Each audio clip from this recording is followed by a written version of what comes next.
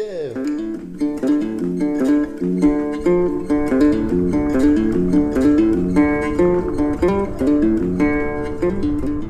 Cette nuit, il a plu. Pas trop, mais de quoi assez troubler l'eau. Donc là, je m'en vais chercher des vers de terre.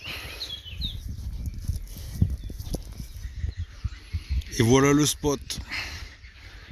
Juste derrière cet arbre-là, il y a une poule d'eau qui s'est cachée.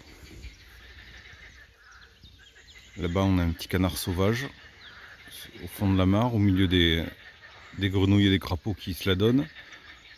Allez, voyons voir ce qu'on a là-dessous. Oh, mais il y en a partout.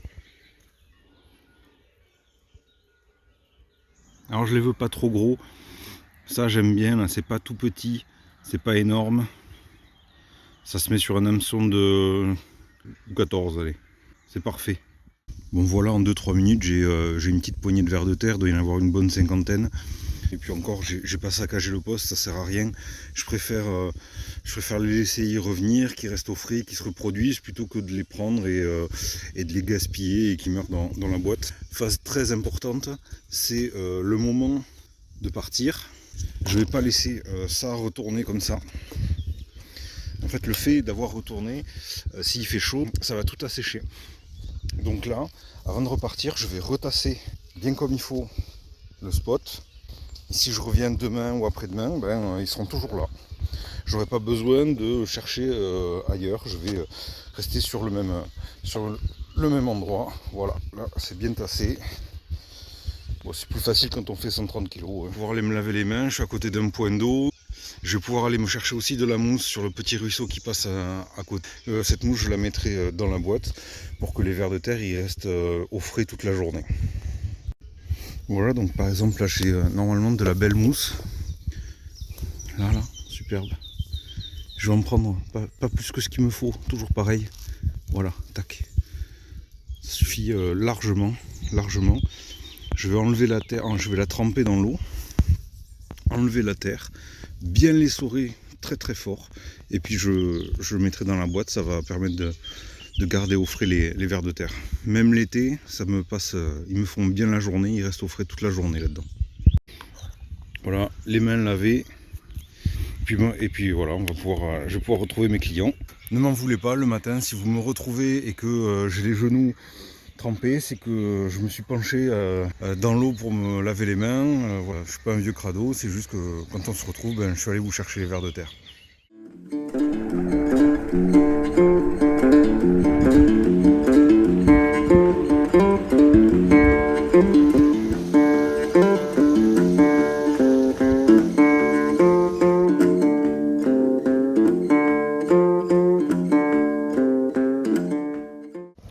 Bon ben voilà, Seb a fait les premiers passages et il touche d'entrée un joli poisson sur le verre, même si on avait mis une nymphe au-dessus, donc elle avait le choix.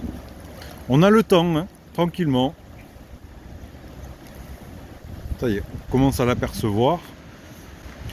Donc là, très bonne posture de Seb qui dévale avec le poisson et il essaye de rester derrière. Super. On n'est pas pressé, si elle a du jus, on l'accepte. Maintenant, tu vas mettre la canne plus sur la berge là. Voilà. Et comme ça, tu passes le poisson devant toi. C'est parfait. Elle y est, bien gérée. Champion. Elle est magnifique, elle a les couleurs splendides. Ouais, elle est magnifique. Franchement, elle est très bon poisson. Panthère, que rouge.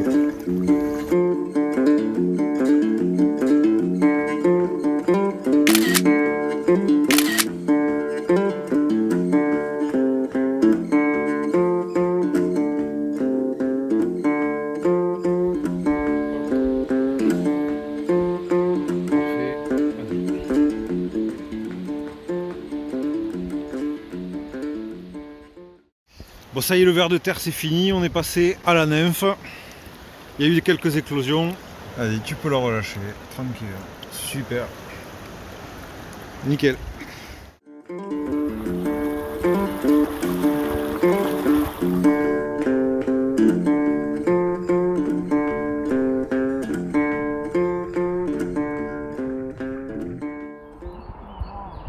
Fais gaffe, t'es dans les branches avec ta canne. Putain, elle se laisse pas faire, hein.